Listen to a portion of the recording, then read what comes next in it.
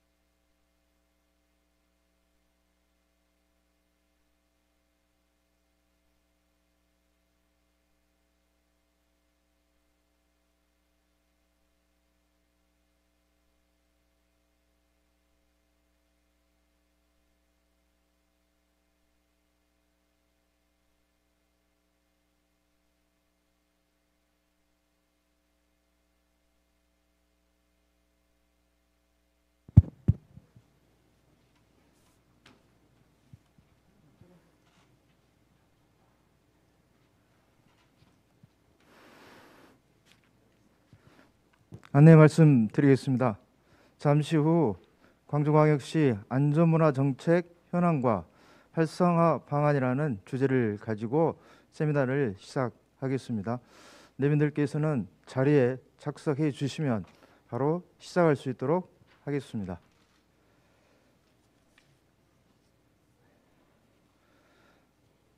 그럼 지금부터 시민과 함께하는 광주다운 의회 광주광역시 안전문화정책 현황과 활성화 방안 세미나를 여러분들의 큰 박수와 함성으로 시작할 수 있도록 하겠습니다.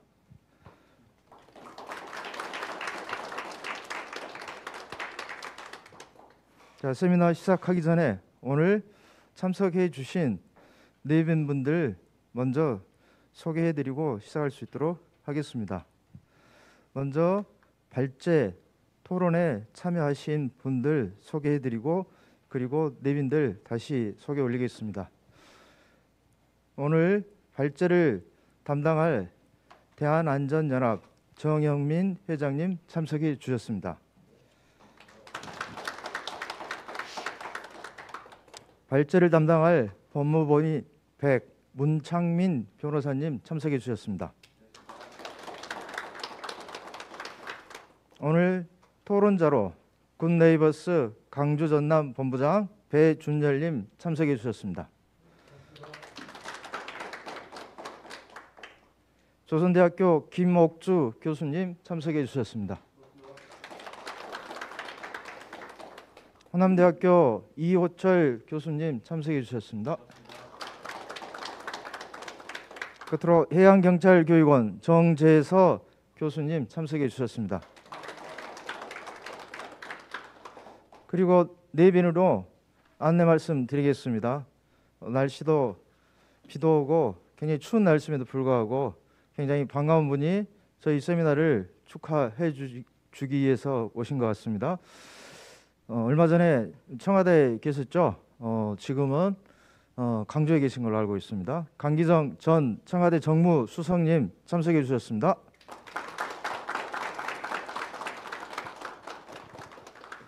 그리고 광주광역시의회 김정기 의원님 참석해 주셨습니다. 광주광역시의회 이경호 의원님 참석해 주셨습니다.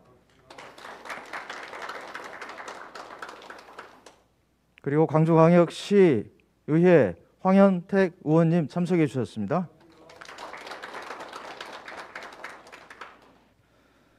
끝으로 광주시의회 정무창 의원님 참석해 주셨습니다. 예. 자, 그러면 세미나 순서에 의해서 본격적으로 세미나 시작할 수 있도록 하겠습니다. 먼저 인사말 오늘 회의 주식으로 하셨던 광주광역시 의회 김용집 의장님께서 시간 관계상 오늘 참석하지 못하고 지면으로 인사 말씀을 대신 하겠습니다. 이 점 양해 말씀 드리겠습니다. 그리고 오늘 세미나 축사에 강기정 전 청와대 정무수석님을 모시고 축사의 말씀 들어볼 수 있도록 하겠습니다. 힘찬 격려의 박수 부탁드리겠습니다. 네. 이렇게 반갑습니다. 사실은 이 비가 지금 눈이었어야 될 것 같은데 눈일 것 같은데 날씨가 조금 춥지 않아서 비가 온 거에 다행인 것 같습니다. 아무튼 앞으로 더 동절기에 정말 안전과 관련된 그 시점으로 더 깊숙이 들어가고 있는 것 같습니다. 오늘 정은민 우리 안전연합회 회장님이 주최하고 또 반재신 우리 의원님께 자장으로 해주시고 또 문창민 변호사님께 발제해 주시고 많은 분들이 토론해 주신 이런 자리에 이렇게 축사를 드리게 됐습니다. 청와대에는 청와대 내에 그 지하 벙커라는 것이 있습니다. 위기관리센터라고 이런 거 있습니다.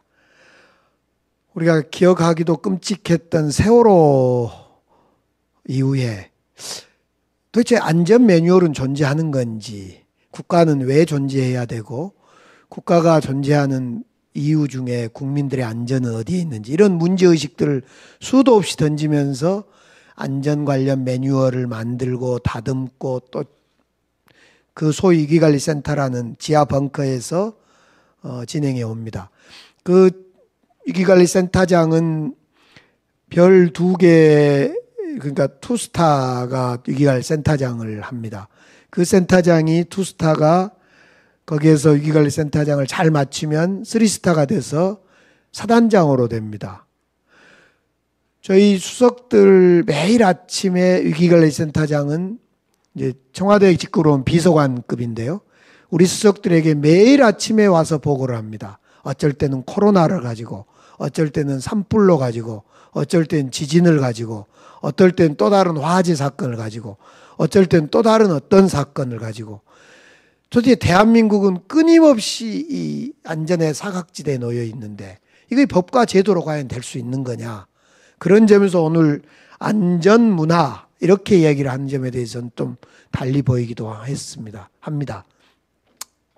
어떻든 저는 청와대에 1년 8개월 있으면서 그 지하 벙커를 저도 대통령 모시고 몇 번을 갔었고, 어쩔 때는 정말 산불처럼 이렇게 화재로, 또 어쩔 때는 잘 보이지 않는 어떤 안전의 문제로 여러 번 그 대통령을 옆에 지켜봤을 때 이 안전의 문제는 어찌 보면 우리 국민들의 처음부터 끝의 전부 아닌가 싶습니다. 오늘 마침 광주시의 어떤 정책들은 어떻게 생겼고 또 어디로 가자고 하는 건지에 대한 좋은 발제와 토론이 있으시다 해서 저도 오늘 그냥 어차피 공부는 해야 될 사람이고 잘 모르잖아요. 제가 이제 청와대 상황이나 정부 전체 상황은 조금은 봐왔기 때문에 압니다만 광주는 도대체 어떤 상황으로 흘러가고 있는지 좀 공부도 좀 하고 듣고 그러고 싶어서 왔습니다. 오늘 이렇게 뵙게 돼서 반갑고 감사했습니다. 고맙습니다.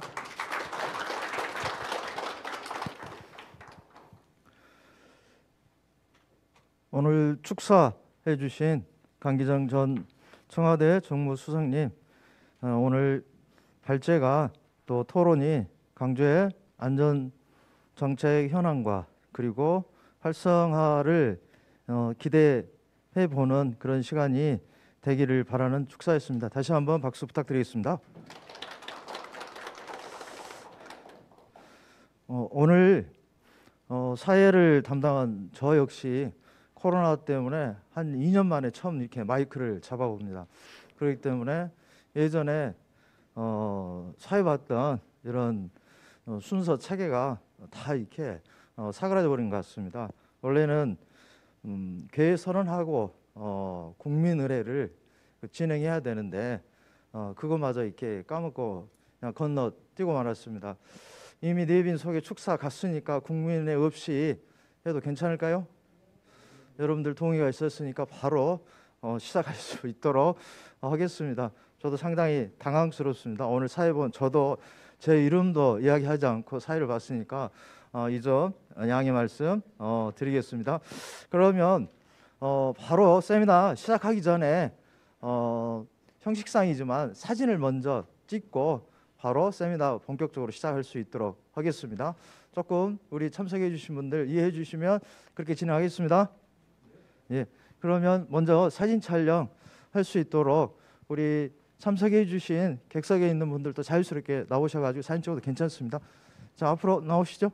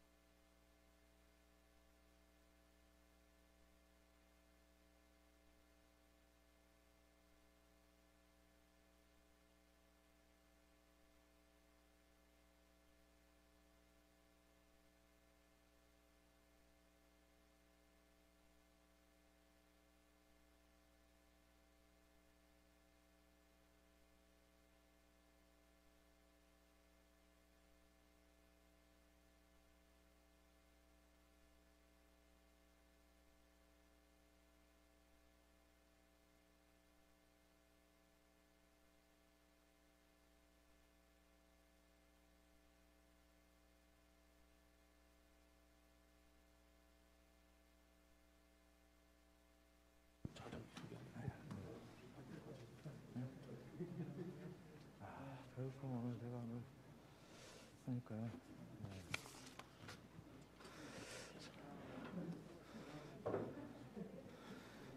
자, 그러면 바로 발제 순서에 들어가기 전에 오늘 좌장님 소개해드리고 마이크를 좌장님께 넘길 수 있도록 하겠습니다. 오늘 좌장 사회는 광주광역시 의회 반재신 의원님께서 담당해 주시겠습니다. 박수로서 맞이해 주시기 바랍니다.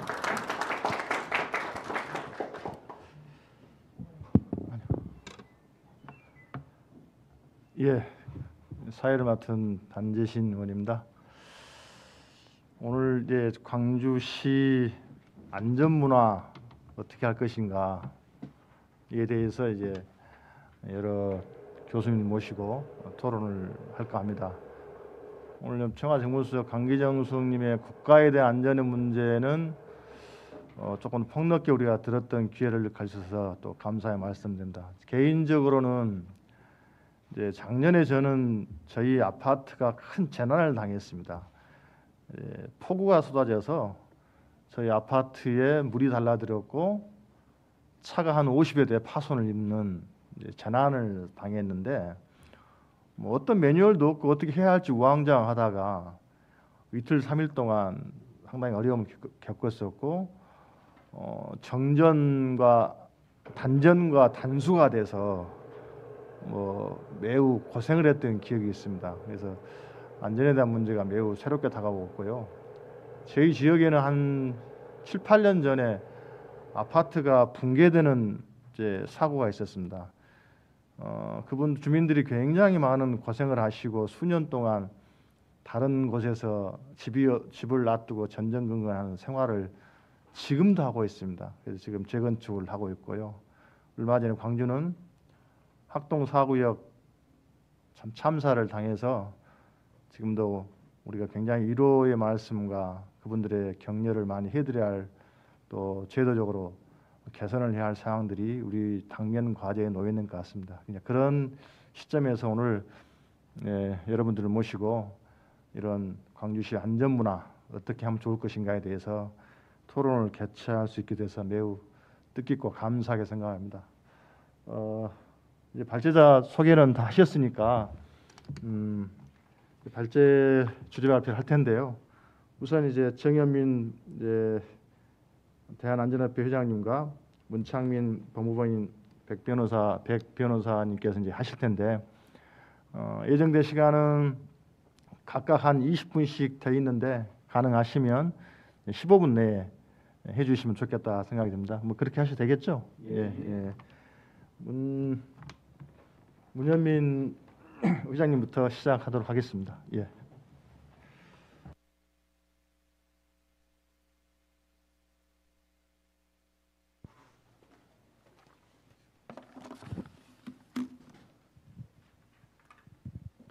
네, 방금 소개받은 정현민입니다.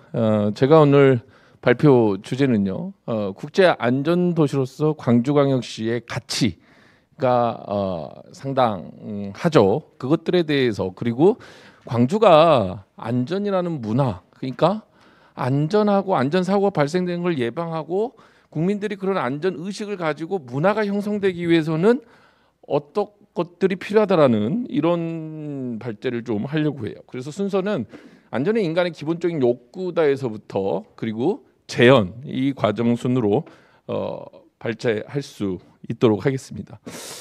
우리 좌장님 그리고 축사해주는 강기정 수석님도 얘기했듯이 안전은 국가의 내지는 인간의 기본적인 욕구라는 것에 대해서는 이견이 없습니다. 네.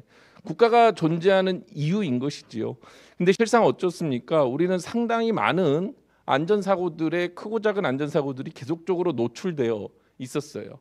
시대가 변하면서 안전의 스펙트럼, 어떤 안전사고에 대한 유형들도 계속적으로 변하고 있습니다.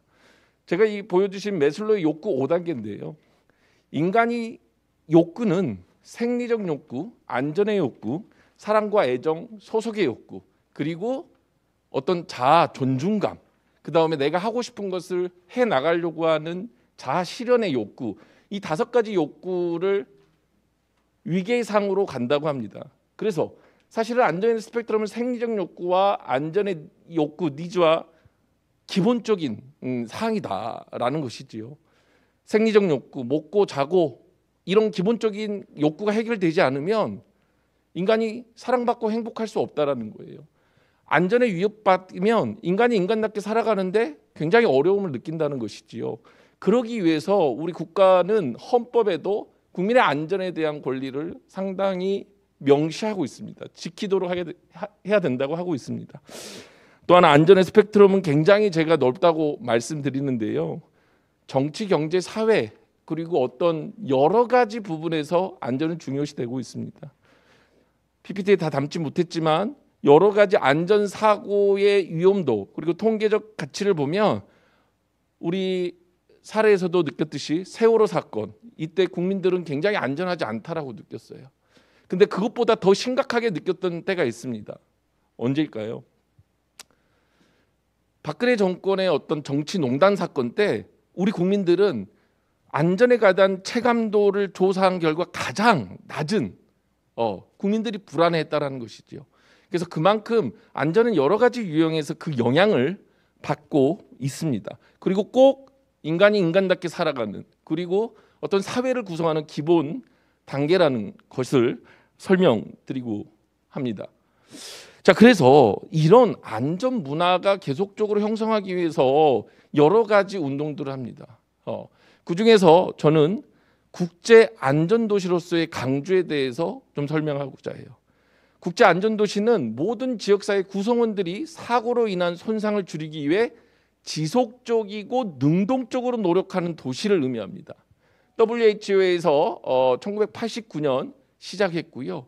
이런 것들을 과학적으로 모니터링하고 손상 감시 체계를 만들어서 그 사고에 난 원인을 분석해서 그것들을 예방하기 위해서 또 그 사고와 손상을 피해를 줄이기 위해서 과학적인 접근을 하고 있는 운동이고요.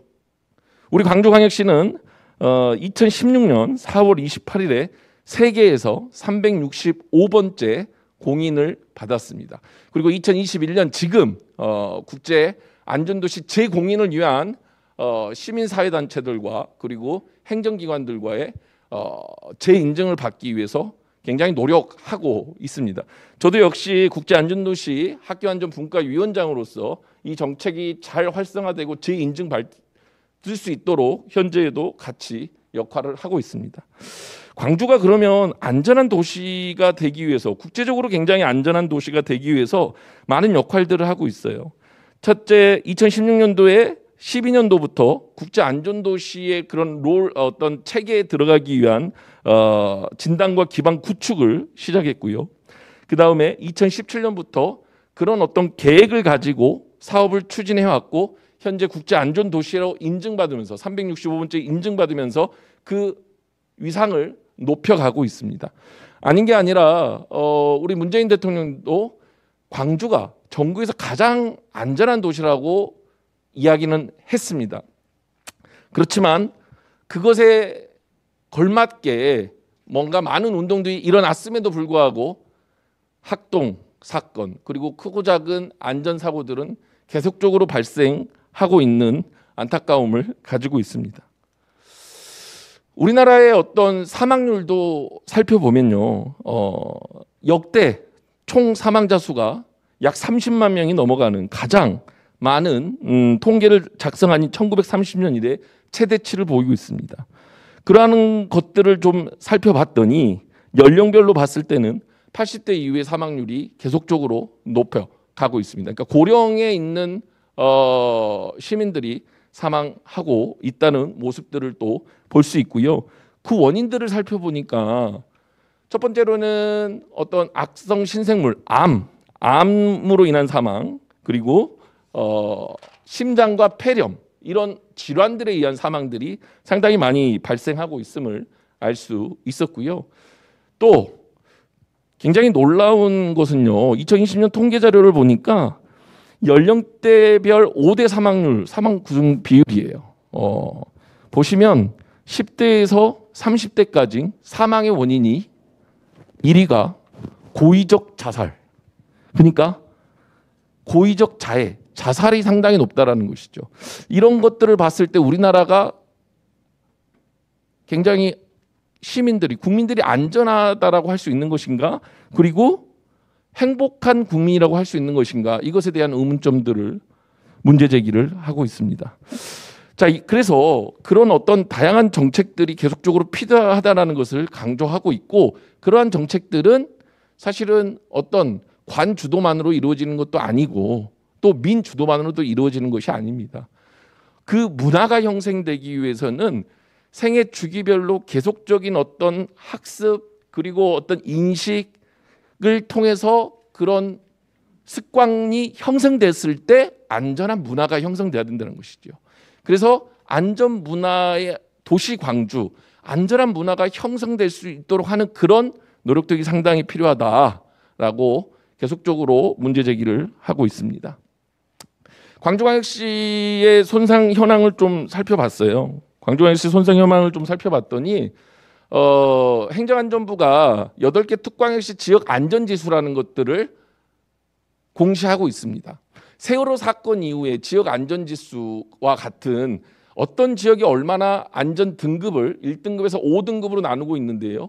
그래서 국민들이, 행정기관들이, 지자체들이 그것들을 보고 뭔가 문제점이 뭔지, 왜 등급이 낮은지 그 원인을 분석해서 그걸 보완하는 작업들을 하려고 하는 노력들을 하고 있어요. 저는 이런 정책들은 굉장히 좋은 정책들이고 국민들이 확인할 수 있고 문제의식을 느낄 수 있는 좋은 정책이라고 생각해요. 우리 광주의 안전 지역 등급을 살펴봤더니 대체적으로 좋습니다. 그러나 범죄와 화재 부분에서는 다소 낮은 등급을 보이고 있는 것으로 나타났어요. 이 범죄가 3등급, 화재가 5등급인 모습을 보여지고 있고요. 조금 안타까운 것은 화재 같은 경우 저희가 2019년도에 1등급이었어요. 그러나 2020년도에는 5등급으로 떨어졌다라는 것이지요. 많은 화재 사건들도 있었고 이제 그런 부분들을 이렇게 해서 우리가 보완해야 되는 것들이 어떤 것인지를 통계적으로 과학적으로 원인을 분석할 수 있는 그런 시스템이 만들어져 가고 있습니다. 또 하나 그런 우리 광주 시민들이 질병이나 손상으로 인해서 피해를 보고 그 가치는 어느 정도 되느냐를 조금 사스 통계 프로그램으로 돌려서 확인해 봤더니 광주 시민의 사망 원인 암, 손상, 뇌혈관 질환 순으로 많았고요. 그리고 그 경제적 손실액은 손상으로 인한 그러니까 안전사고로 인한 손상은 약 3,575억 정도가 됐어요. 암은 2,014억 정도, 뇌혈관 질환은 346억 정도로 나타나고 있다는 것이죠. 그러니까 우리가 안전한 문화를 형성해서 안전사고만 예방해도 우리 광주에 그것을 꼭 그 통계적 경제적 가치로만 봐도 이 부분을 보완할 수 있고 사실 질적 가치, 생명 존중의 가치로 봤을 때 훨씬 더 큰 효과가 있다는 것을 알 수 있는 것입니다.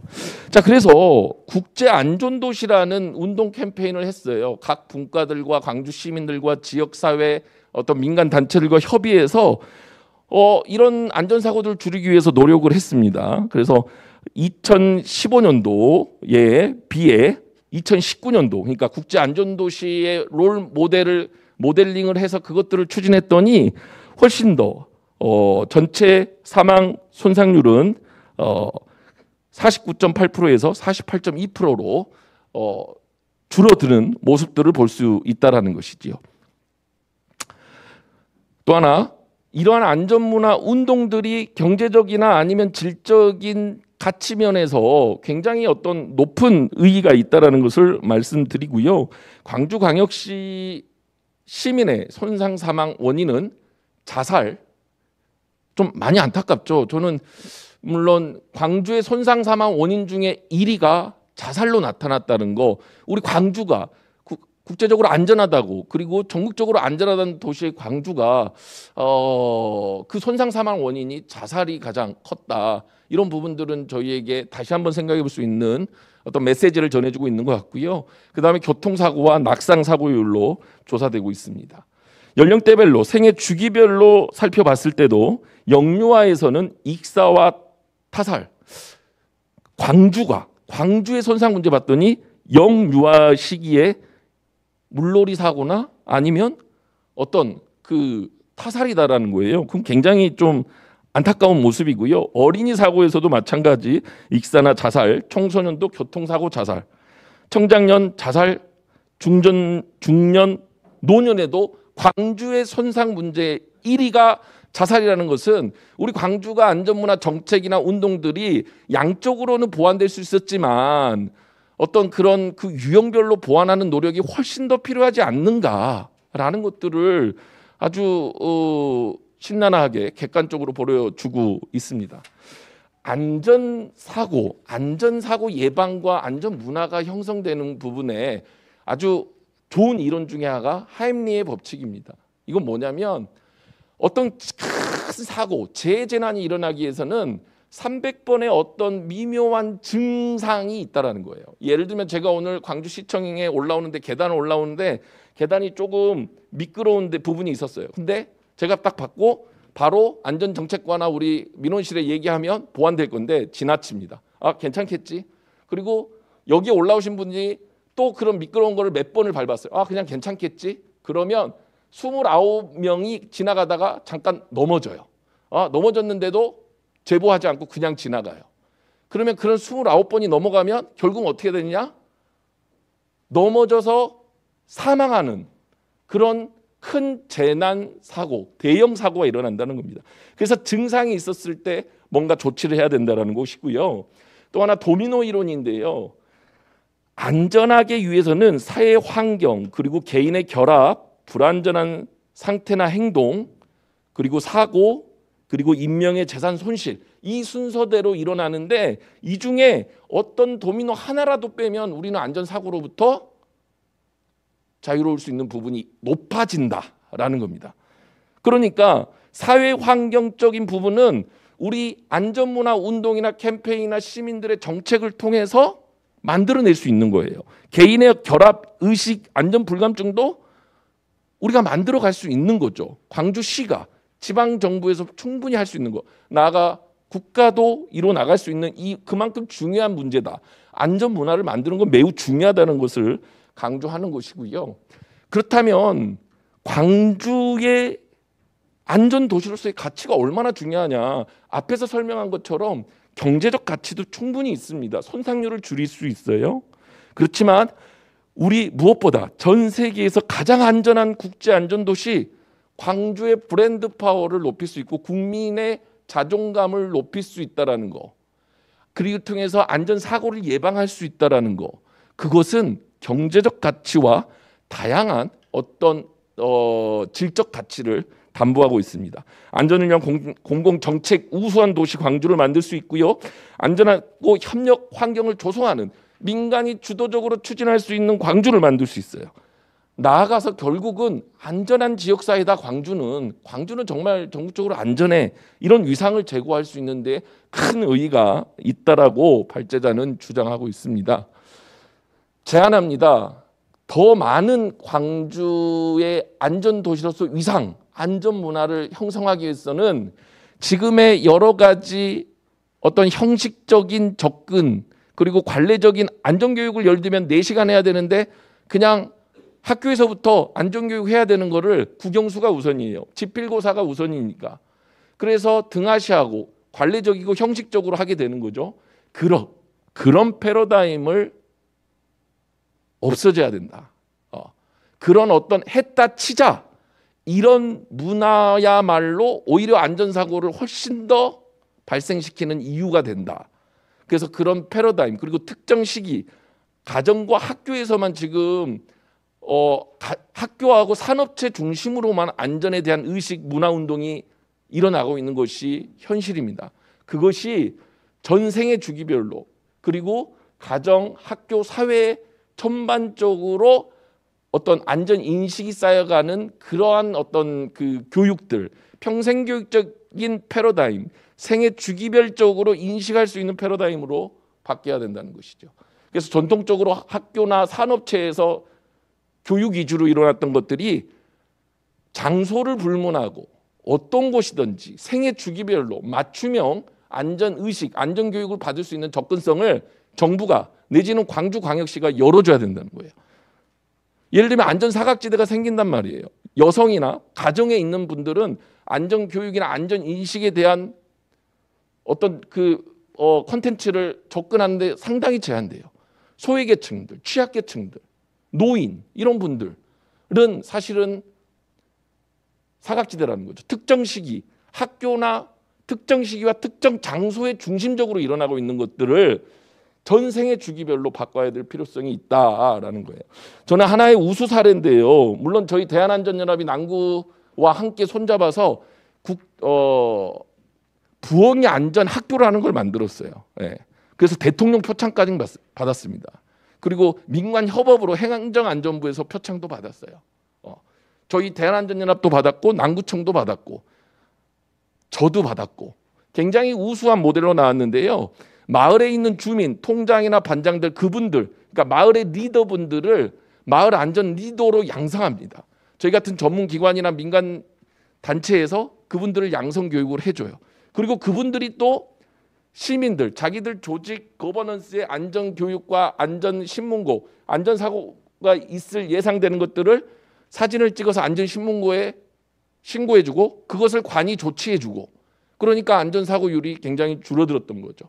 그리고 안전 구급함이나 마을의 부엉이 안심 가게라고 지정해서 누구든지 거기에 참여할 수 있는 이런 형태를 만들었어요. 그래서 저는 이런 우수 사례처럼 잘 이루어질 수 있도록 민간이 주도적으로 할 수 있는 전문적인 안전문화 교육 진흥원이나 안전문화 컨트롤 타워가 있어야 된다는 거죠. 물론 광주에도 시민안전센터라고 발족을 작년에 해서 이번 연도에 운영하고 있습니다만 시민 주도적이지 않고 관 주도적으로 특정 어떤 조직 주도적으로 움직여지는 것은 아니다라는 거죠. 그것은 안전문화를 활성화하는 걸 오히려 더디게 한다는 거죠. 그래서 그런 매개체들, 많은 교육 수요들과 전문 기관들이 있는데 그것들이 연계하고 조직하고 할 수 있는 그런 조직이 필요하다라는 것이고요. 또 하나 아까 말씀드린 것처럼 통계적 과학적 접근을 하기 위해서 우리 광주만의 손상감시 체계 모델 범위를 만드는 거예요. 광주는 어떤 손상들이 많이 일어나고 그것을 어떻게 문제를 도출해내서 해결할 건지 이런 체계가 필요하고요. 무엇보다 이런 역할을 할 수 있는 안전문화 정책을 운영할 수 있는 전문 인력 양성도 상당히 중요합니다. 또 하나 우리 지금 안전문화 안전체험관 만들어서요. 그냥 특정 시기에 한 번 가면 두 번 다시 안 가는 그런 시기가 되는데 그게 아니라 지역사회 공원이나 놀이터를 안전 테마형으로 바꿔서 온 생애 주기별로 어떤 인식할 수 있게. 근데 우리는 체험관 막 수백억 들어서 만들어요. 그 이후로 한 번 간 다음에 안 가게 되는 이런 거 하지 말자라는 것이지요. 이런 어떤 제안을 하면서 국제 안전도시 그리고 안전문화 도시로서의 광주의 가치는 상당히 높다. 그리고 지금의 이런 문제의식을 가지고 패러다임의 전환이 필요하다는 것을 저는 지속적으로 주창하고 있습니다. 이렇게 해서 제 발제를 마치도록 하겠습니다. 감사합니다.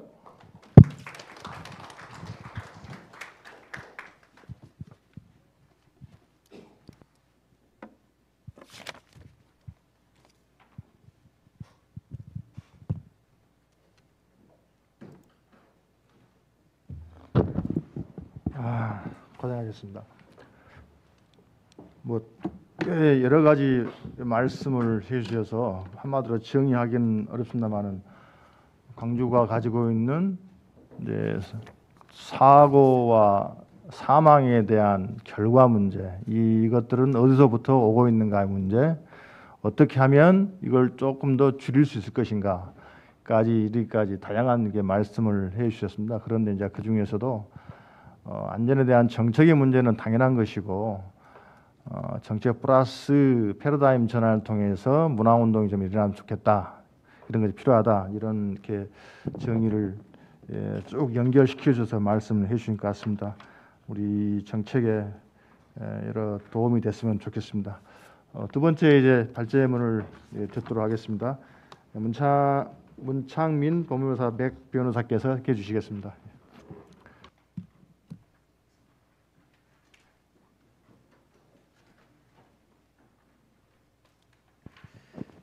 방금 소개를 받은 강주에서 일하고 있는 문창민 변호사입니다. 안녕하십니까? 먼저 저 발제에 앞서 정현민 발제자께서 너무 멋있게 그 발제를 해주셔서 제가 많이 긴장이 되는데요. 저는 저렇게 멋있게 그 PPT를 준비하지 못했습니다. 제가 발제하고자 하는 안전문화 법제도 개선 방안에 관련된 것은 좀 PPT로 하기보다는 어쩔 수 없이 구술로 할 수밖에 없는 부분들이 있어서 그 PPT가 많이 부족하다는 점 먼저 양해 말씀드리고요. 발제를 시작해 보도록 하겠습니다. 먼저 그 안전문화 법제도 개선 방안에 대해서 먼저 첫 번째로는 재난 안전에 관한 법제도에 대한 개선 필요성에 대해서 알아보고, 두 번째로는 재난 안전에 관한 법제도의 체계에 대해서 살펴보겠습니다. 세 번째로는 재난 안전에 관한 문제점을 인식하고, 네 번째로는 지방자치단체 및 시민단체의 실질적인 역할이 필요하다는 점에 대해서 살펴보겠습니다. 그리고 국민의 안전에 대한 인식 교육이 필요하다는 걸로 마무리를 하도록 하겠습니다. 먼저 재난 안전에 관한 법 제도에 대한 개선 필요성에 대해서 한번 살펴보겠습니다.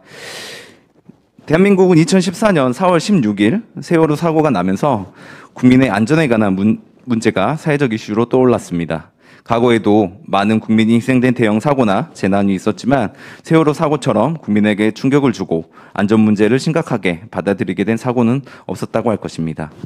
이로 인하여 우리나라는 국민의 안전이 국민의 기본권이란 인식이 확산되었고, 국민 안전을 보호해야 할 국가의 책무에 대한 논의가 활발하게 전개되었습니다.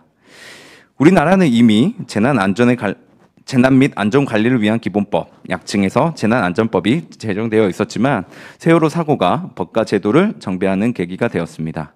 이로 인하여 재난안전법에는 국가 차원뿐만 아니라 지방자치단체 차원의 재난안전관리가 될 수 있는 체계가 구축되게 되었습니다.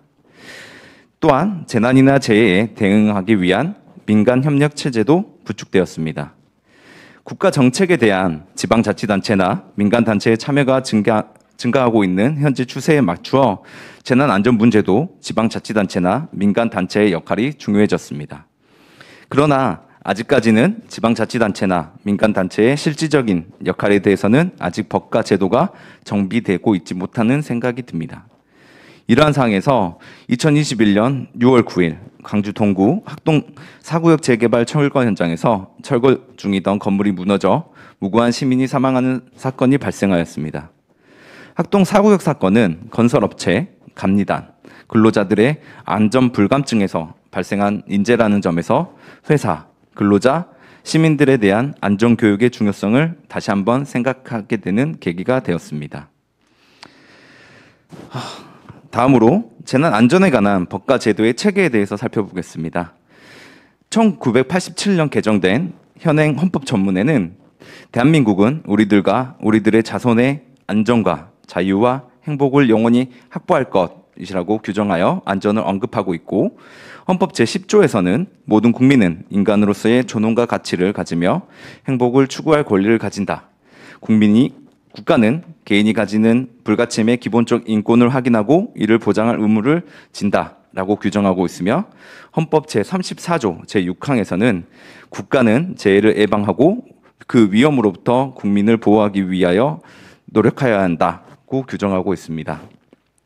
즉 헌법은 기본권 규정을 통해 국가에게 재난 관리에 관한 과제를 부여하고 있고, 헌법 제34조 제6항에서는 재난 예방과 위험 방지를 위한 국가의 노력 의무를 규정하여 재난 관리에 관한 직접적인 근거를 마련하고 있습니다. 이러한 헌법에 따라 우리나라는 재난 관리와 국민의 안전, 사후 조치를 위하여 이미 상당히 많은 법률을 시행하고 있습니다.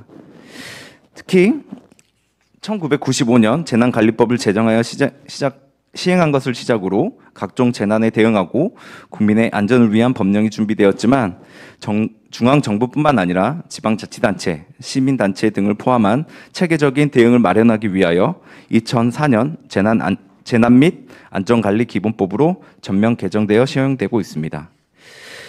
국민의 안전교육과 관련하여 2016년 제정된 국민안전교육진흥법이 있습니다. 이 법률은 2017년부터 시행되고 있는데, 국민의 안전교육 진흥에 필요한 사항을 규정함으로써 재난으로부터 안전한 사회를 만드는 데 이바지함을 목적으로 하고 있습니다. 이 법령에는 안전과 관련하여 국가의 안전교육 기본 계획 수립과 시행뿐만 아니라 학교 등에서의 안전교육, 다중이용시설 등에서의 안전교육, 사회복지시설 등에서의 안전교육에 관하여 규정하여 거의 전 국민을 대상으로 안전교육 실시를 규정하고 있습니다. 네, 헌법에 대한 내용들이고요. 다음으로 재난 안전에 관한 문제점에 대해서 살펴보겠습니다. 비록 2015년 당시 통계이지만 재난에 대비하는 정부의 노력을 지수로 나타내는 결과에 의하면 우리나라는 0.467점의 재난관리 지수를 보이고 있어서 조사 대상국 중 0.758점으로 1위를 차지한 아일랜드에 비해 낮은 재난관리 지수를 보이고 있습니다. 이 조사에서는 우리나라는 전반적인 위험에 대한 노출 수준과 재난 민감성에 대해서는 우수하지만 재난 예방을 위한 해상, 교통, 화재 관련 기반 제도 구축에 있어서는 다른 국가들에 비하면 상당히 미흡하다고 지적하고 있습니다. 재난안전법을 살펴보면 국가의 모든 시스템을 체계적으로 구축할 수 있도록 법과 제도를 정비한 것으로 판단됩니다. 하지만 재난안전법은 재난 발생 시 대응에 관하여 체계를 정비한 것이지 재난 예방을 위한 제도 구축에 있어서는 아직 미흡한 것으로 판단됩니다. 위 자료도 대한민국이 재난 예방을 위한 제도 구축에 미흡하다고 평가하고 있습니다. 또한 재난안전법은 국가 이외에도 지방자치단체, 시민단체 등의 역할에 대해서도 규정하고 있지만 지방자치단체의 조례, 행정규칙 등을 살펴보면 재난안전법의 내용을 요약하는 수준에 그치고 있다는 생각이 듭니다. 재난과 사고의 예방, 지방자치단체 및 시민단체의 역할 증대를 통한 실질적인 재난안전 문제 해결이 필요한 시점입니다. 특히 행정안전부가 발표한 2019년 광역자치단체 분야별 안전등급에서 강주광역시는 교통사고, 범죄, 생활안전 분야에서 3등급 평가를 받으면서 이에 대한 개선이 필요합니다. 이에 대한 관련 조례, 규칙 등을 보완하여 더욱 안전한 강주광역시를 만들 필요성이 있습니다. 다음으로 그 문제점에서 살펴봤던 것처럼 첫 번째 과제인 지자체 및 시민단체의 실질적인 역할에 대해서 살펴보겠습니다. 재난안전법에서는 지방자치단체가 77회 언급되고 있습니다. 그러나 대부분의 규정은 지방자치단체가 행정안전부의 지시에 따라 사항을 보고하고 자료를 제출해야 된다는 것이고 다른 규정들도 지방자치단체가 재난 안전 문제를 해결하기 위한 기구를 만들거나 조치를 할 수 있다는 재량 규정들입니다.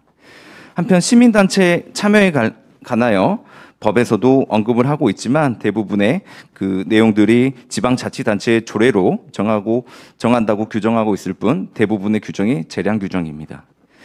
이에 따라 법제처 국가법령정보센터에서 검색한 결과에 의하면 서울특별시에서는 안전관리 민간협력위원회 구성 및 운영에 관한 조례가 제정되어 있지 않습니다. 부산 및 광주광역시의 안전관리 민간협력위원회 구성 및 조례 운영에 관한 조례를 살펴보았는데 10개 정도의 조문으로 구성되어 있어 재난안전법에서 언급한 내용을 형식적으로 규정하고 있을 뿐입니다. 또한 강주광역시 안전과 관련된 조례를 살펴보니 총 37개 정도 검색이 되었는데 그 내용을 살펴보면 대부분 법에서 언급하고 있는 내용을 반복하는 정도에 그치고 있습니다. 즉 지방자치단체 및 시민단체의 재난 안전 문제를 해결을 위한 제도는 대부분 재량에 맡겨져 있는 상황입니다. 재난 안전 문제를 해결하기 위해서는 단순한 관심뿐만 아니라 법과 제도, 예산이 뒷받침되어야 합니다.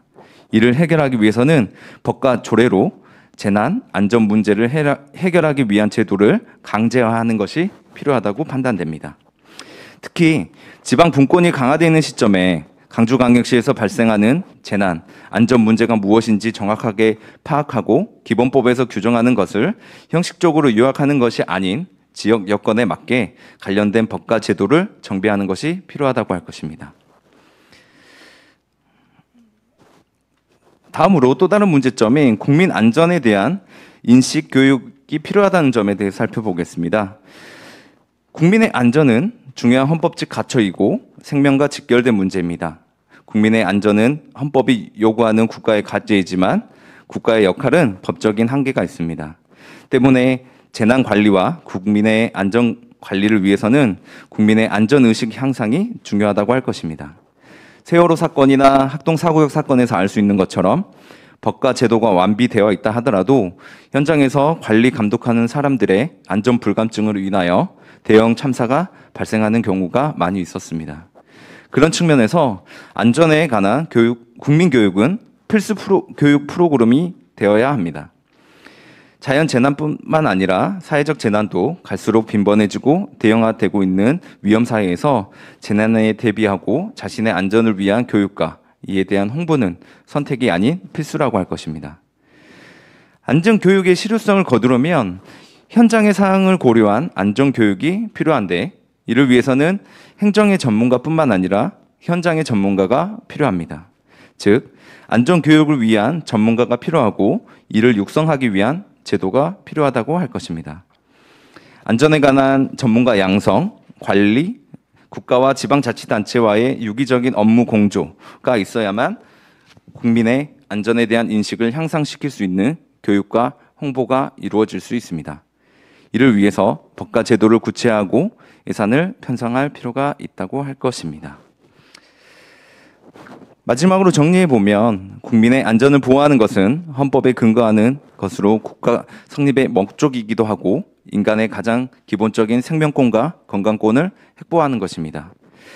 이에 대한 법과 제도는 계속해서 개선되어 오고 있지만 지방 분권이 시작되는 현 시점에서 국민의 안전보호 의무는 국가만의 것이 아니라고 할 것입니다. 지방자치단체, 시민단체의 힘이 더해져야 재난과 사고에 더욱 효과적으로 대응할 수 있을 것입니다. 현재 법과 조례 등은 지방자치단체 및 시민단체의 자발적인 노력만을 언급하고 있을 뿐 강제성이 많이 부족합니다. 물론 강제성이 없다 하더라도 재난 안전 문제를 해결할 수 있지만 더욱 체계화된 제도 구축만이 국민의 안전을 담보할 수 있다는 점에서 법과 제도의 개선을 필요해 보입니다. 법과 제도에 앞서 국민의 안전의식의 향상도 해결해야 될 문제입니다. 법과 제도가 완비되어 있다 하더라도 이를 지켜야 하는 국민의 안전에 대한 인식이 불안정하다면 빛 좋을 개사얼굴일 뿐입니다. 국민의 안전의식 결여는 안전에 관한 무관심이 문제일 수도 있지만 국민의 무관심 문제를 해결하는 것도 국가와 지방자치단체, 시민단체의 역할일 것입니다. 재난관리와 안전관련법의 정비, 안전교육의 강화를 통해 국민들의 안전의식을 제고함으로써 재난을 예방하고 이미 발생한 재난은 실속 정확하게 해결할 수 있길 바랍니다. 이상입니다.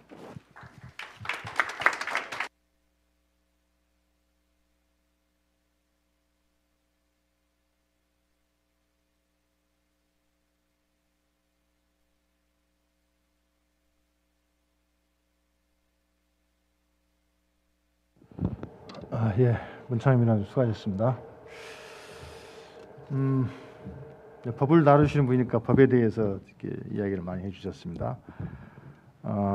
재난 안전에 대한 법과 제도 정비가 필요하다. 그런데 그 법과 제도 정비는 형식적인 측면이 아니라 실질적으로 정비를 하는데 법과 제도가 예산 뒷받침돼야 되겠다 이런 말씀해 주셨고 또 현장성을 고려해야 되고 지역성을 고려해서 법과 제도가 정비돼야 된다. 이제 이렇게 제언을 해 주셨습니다. 저희가 이제 학동 사구역 문제가 지금 현재 아직 미완성입니다. 수사권에 대한 문제가 없어서 행정이 여기에 대한 제도 접근을 못하는 측면이 아직 해결되지 못하고 있어서 혹시 여기에 대한 의견을 갖고 계시면 나중에 한번 의견을 좀 주시면 좋겠다 생각을 갖습니다. 이제 발제는 이제 끝났고요. 이제 토론을 해볼 순서입니다. 우선 이제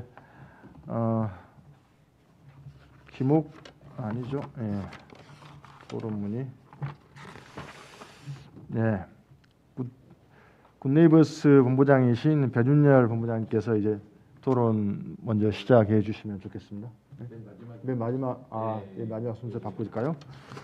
그러면은 두 번째 김옥주 조선대 교수님께서 토론 이제 이어가 주시면 좋겠습니다. 예. 안녕하십니까. 조선대학교 체육학과에서 근무하고 있는 김옥주입니다. 광주 스포츠 여가 활동 안전사고 예방에 대한 정책적인 부분인데요.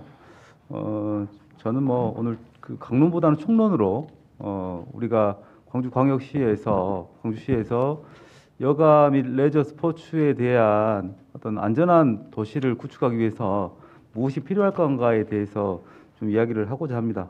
이렇게 얘기하겠죠. 아무리 강조해도 지나치지 않는다. 이런 부분들은 우리가 안전에 대한 부분을 이야기할 수 있을 것 같고요. 또 우리 광주시는 2015년 광주 유대회 그리고 2019년 세계 수영 선수권 대회를 거창하게 치룬 명실상부한 스포츠 도시라고도 할 수 있겠죠. 그 반면에 제가 앞에서 발제자분들께서 말씀하셨는데 행안부 안전평가위원으로 활동하고 있습니다. 근데 제가 이제 평가를 하고 각 16개 시도시를 평가해 보면 팔은 안으로 굽는다 강조를 잘 주고 싶은데 이게 근거가 없다는 거죠. 근거가 없다는 거는 예방이 안 돼 있다는 거예요. 그러니까 어떻게 보면 서울이라든지 경기도라든지 부산에서 보면 인구가 많으니까 오히려 거기서 범죄라든지 생활안전이라든지 교통사고라든지 화재가 더 날 것 같은데 안 나는 이유가 보니까 예방이라고 하는 거죠. 그러니까 그런 예방적인 정책들을 아주 잘 하고 있다고 하는 거죠. 그래서 저는 그런 부분에서 보면 이제 스포츠 분야에서 우리 광주시가 어떻게 안전한 스포츠 활동을 할 수 있는지에 대해서 제가 몇 가지 말씀드리고자 합니다. 그래서 지금 코로나19로 인해서 신체 활동 감소에 따라서 제가 마무리해서 말씀드릴 부분을 먼저 말씀드리면 실제 활동이 감소되고 이런 시민들이 신체 활동을 하기 위해서 시설로 접근하는 과정에서 방역에 대한 문제가 있거든요. 그러니까 작은 시설이든 큰 시설이든 이 백신의 어떤 그 예방 접종을 하지 않으면 11월 10월부터 실내 체육시설을 사용을 못하고 있거든요. 그러면 이 백신을 패스하는 사람도 있습니다. 그러니까 개인의 어떤 몸 상태라든지 제 지금 수업에서 수강하고 있는 학생인데 그 친구는 백신을 거부자입니다. 왜냐하면 몸이 안 좋아요. 피부도 안 좋고 굉장히 안 좋아요. 맞았을 때 본인이 위험할 수 있다고 하기 때문에 백신을 거부하고 있는데 그 친구는 이제 실내 체육시설에 못 들어옵니다. 못 들어오기 때문에 어떻게 하냐면 매주 수업 전날 PCR 검사를 하고 옵니다. 안 그러면 수업을 들어올 수 없으니까요. 수업을 못 들어오면 학점을 못 받으니까. 그러니까 이런 부분들이 현실적으로 우리가 필요한, 그러니까 10평이든 100평이든 실내 체육시설은 사용 못 한다는 거죠. 그러니까 이게 현실적인 어떤 대안이 좀 필요하지 않을까라고 생각하고 있습니다. 그래서 이제 보면 이 스포츠라는 게 고위험 직업군이라든지 군인이라든지 이거와 맞물려서 스포츠를 하는 사람들은 보험 가입이 안 됩니다. 실질적으로. 특히 패러글라이딩, 스킨스쿠버, 수중에서 하는 활동들 이런 부분들도 보험 거부 대상에 있거든요. 그러니까 이런 부분들도 어떻게 보면 행정 체계라든지 법적인 부분에 완화가 돼야 되지 않을까. 그래서 큰 카테고리로 말하면 현황과 실태이고요. 그리고 문제점과 개선 방안, 그리고 방역에 대한 가이드라인, 그리고 활성화 및 대책 이 큰 카테고리에서 말씀을 드리겠습니다. 그래서 첫 번째는 시설의 안전관리인데요. 이 안전한 관리의 법규가 현재는 좀 미흡하고요. 중복성도 가지고 있고, 그리고 행정관청의 관리 감독 사각지대에서 발생하는 시설물 관리, 주체의 소극적 관리 이런 부분들은 인프라의 어떤 문제, 인력의 어떤 수급의 문제라고 생각이 들어요. 그래서 시라든지 또 구라든지 대학 그리고 민간 단체에서 이런 예방 정책을 하기 위해서 인력을 양성한다라고 하면 훨씬 더 이런 부분들을 빨리 좀 수급하고 해결할 수 있지 않을까라고 생각이 듭니다. 그리고 이제 두 번째에서 문제점과 개선 방안인데요. 제가 행안부에서 그런 어떤 위원으로 활동을 하다 보니까 광주가 문화 수도이지 않습니까? 그러면 안전문화도 사실은 한 문화의 어떤 카테고리이기 때문에 안전문화재단을 설립해서 사실은 시에서 그런 부분들을 하기에는 어려움이 있거든요. 그러니까 민간 단체와 시와 협력해서 이런 재단을 설립한다고 하면 우리가 6대 안전에 대해서 예방하고 그리고 그런 사고가 났을 때 어떻게 긴급 조치를 하고 이런 어떤 인프라를 구축할 수 있는 게 안전 문화의 어떤 재단을 설립하는 게 굉장히 중요하지 않을까라고 생각이 듭니다. 그래서 그런 부분들에서 보면 최소의 지금 광주가 필요한 부분들은 이런 것 같아요. 광주 시민을 전 대상으로 스포츠 활동을 했을 때 어떤 일어나는 사고들에 대해서 보험을 가입을 해준다든지 그리고 또 그런 스포츠 활동을 하는 과정에서의 어떤 법적 분쟁이 있을 수 있거든요. 이런 부분들에 대해서 법률 서비스를 해준다라고 하면 정말로 시민들이 좀 마음 놓고 활동하고 스포츠 활동을 지속할 수 있지 않을까라고 생각이 듭니다. 그래서 이제 그래서 아까 말씀드린 것처럼 이게 이제 각 국가별로 방역 지침이 틀린 건데요. 이 부분은 중앙 부처에서 방역 지침은 있겠지만 단체장의 어떤 그 생각이 어떠냐에 따라서 그런 부분들을 적용하는 방법은 틀릴 것 같아요. 왜냐하면 아까 사례에서 말씀드렸던 것처럼 학생이 백신 거부자인데 또 제 제자 다른 제자는 이게 사업장이에요. 사업주예요. 뭐 소위 말하는 PT샵이라고 하죠. 1대1 PT샵을 하고 있는데 이렇게 얘기를 해요. 아니 정책이 획일적으로 모두 거부하기 때문에 이 지금 15일 이후 11월 15일 이후부터 시설을 이용해야 되는데 백신 거부자가 환불해 달란다. 6개월치를 돈을 냈는데 3개월 하고 3개월치를 환불해 달라고 한다. 그러니까 이런 부분들은 오히려 이 코로나19의 어떤 문제 때문에 방역 지침의 어떤 그 문제 때문에 계속 악순환의 고리가 계속 반복된다라고 하는 거죠. 그러니까 이런 부분들은 적극적으로 우리 시에서도 한 번쯤은 다루고 해결해야 될 문제이지 않을까라고 생각이 듭니다. 그래서 마지막으로 이 안전 사고의 어떤 활성화라고 해야 될까요? 라고 하는 건데요. 뭐 인근 지역이고 광주 문제는 아닌데요. 이런 부분들이 우리 시하고도 직결돼 있겠죠. 왜냐하면 광주하고 뭐 인근 지역이면 전남이니까요. 전남에서 일어났던 어떤 수상 레저의 어떤 문제들은 보험 가입이 안 돼 있었고요. 이런 부분들이 인력의 문제이고 첫 번째는 인력의 문제이고 인력이 없으니까 안전 관리를 못하는 거죠. 현장에 나가서 잘 됐는지 잘못됐는지 보험은 들었는지 안전 요원은 있는지 이런 부분들을 사실은 시에서 광주시 어떤 스포츠 시설을 전부 다 관할하기는 역부족이거든요. 그러니까 이게 사고가 나면 뭐 고구마 줄기캐듯이 줄줄이 나오는 것들이 이런 어떤 예방 정책이라든지 인력의 부족의 문제라고 판단이 듭니다. 그리고 이제 제가 여기 지금 장소까지 올 때 주차장에 차를 대고 걸어왔는데요. 광주시에서 주도적으로 자전거, 타랑깨라는 자전거를 대대적으로 정말로 좋은 취지라고 생각이 들었습니다. 근데 지금 보니까 비도 오고 녹도 스럽고 굉장히 안타까워 보이더라고요. 그러면 최근에 젊은 친구들이 뭐 카카오 자전거라든지 킥보드라든지 이용하고 있거든요. 이런 부분들은 왜 그렇게 많이 할 것인가라고 하는 거죠. 그러니까 카카오 자전거를 타고 사고가 나면 보험 혜택이 됩니다. 근데 광주시 이 자전거도 보험이 가입이 돼 있어요. 보험은 돼 있는데 이게 제한이 돼 있다는 거죠. 뭐 만 15세 미만. 그러니까 사고가 났을 때는 만 15세 미만은 제외해요. 보험 혜택에서. 그리고 내가 자전거를 타고 가다가 사고를 내면 만 14세 미만은 또 보험 혜택에 제외해요. 그러니까 마지막으로 드리고 싶은 말씀이 뭐냐면 안전은 그러니까 누구가 대상이 아니라 우리 모두가 대상이 돼야 된다. 그러기 위해서는 광주시에서 이 스포츠 안전을 위해서는 최소 필요한 것들이 지금 보험 가입을 의무화하고 그리고 법률적인 서비스만 해주더라도 정말로 우리가 시민들이 마음 놓고 신체 활동을 할 수 있지 않을까라고 생각이 듭니다. 여기까지 하고 줄이겠습니다. 예, 수고하셨습니다. 안전과 관련해서 그러니까 법과 제도 문제를 다양한 사례를 통해서 말씀해 주셨는데 광주시 타랑깨 문제는 여러 가지 문제가 지금 정비가 안 되어 있습니다. 뭐 법과 제도도 안 돼 있고 또 뭐 구역 문제도 이렇게 안 돼 있어서 저희가 정비를 많이 해야 할 문제 같습니다. 예, 감사합니다. 다음은 이제 호남대 이호철 교수님께서 제안해 주시겠습니다. 토론해 주시겠습니다.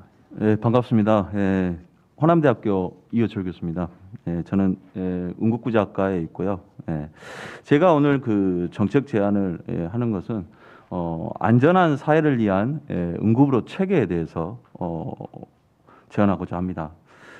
최근 우리 사회는 이러한 만성 퇴행성 질환 증가와 함께 각종 안전사고 그리고 예기치 못한 감염병으로 인해서 응급의료 수요가 폭발적으로 증가하고 있는 실정입니다. 이렇게 과도하게 증가하는 이러한 응급의료 요구에 적절히 대처하기 위해서는 효율적인 응급의료 체계가 정립돼야 된다고 합니다. 응급의료 체계는 국민의 생존권을 보장하는 중요한 사회적 안전장치입니다. 왜냐하면은 교통사고나 심장 마비로 인해서 누구든지 예기치 못한 순간에 응급 환자가 될 수가 있습니다. 그래서 이러한 응급 환자 생존 가능성은 응급의료 체계가 얼마나 잘 갖추어졌느냐에 따라서 달라질 수가 있습니다. 그렇게 하기 위해서는 효율적이고 체계적인 응급의료 체계를 이루기 위해서 어떤 것이 필요한지 또한 안전한 사회를 만들기 위해서는 어떤 것들이 보완되어야 하는지 이에 대한 정책적 과제를 제시하고자 합니다. 우리나라 응급의료 체계는요, 응급환자 발생 전 단계와 응급환자 발생 후 단계로 크게 나누어집니다. 첫 번째, 응급환자 발생 전 단계인 예방과 교육으로는 예방교육과 응급처치 그리고 심폐소생술과 같은 교육활동이 있는데요. 우리나라는 현재 응급의료에 관한 법률 제14조에 의해서 심폐소생술 등의 응급처치 교육을 의무교육 대상자로 지정하고 있습니다. 이렇게 지정해서 의무교육 대상자는 4시간씩 교육을 받도록 권고하고 있습니다. 그 대상자는요, 구급차 등의 운전자나 여객 자동차 운송 관련 운전자, 그리고 보건교사, 경찰, 그리고 산업체 안전관리자, 시역 체육시설 이렇게 근무하는 분들, 관광업이나 항공 종사장 등 이런 분들이 의무적으로 교육을 받고 있습니다. 또한 2015년 2월부터는 유치원과 초등학교, 중학교, 고등학교에서 학교 안전 교육 7대 표준안을 마련했습니다. 이 학교에서도 의무적으로 이러한 응급처치와 안전에 관한 교육을 실시하고 있는 거라고 보시면 되겠습니다. 그 내용은 생활안전이나 교통안전, 그다음에 폭력 예방이나 신변보호, 그리고 약물 사이버 중독 예방, 그리고 재난안전 이러한 응급처치 등을 연간 51시간 이상 실시하고 있습니다. 이렇게 이러한 응급처치 교육이 예전에 비해서 많이 활성화되고 있는 추이입니다.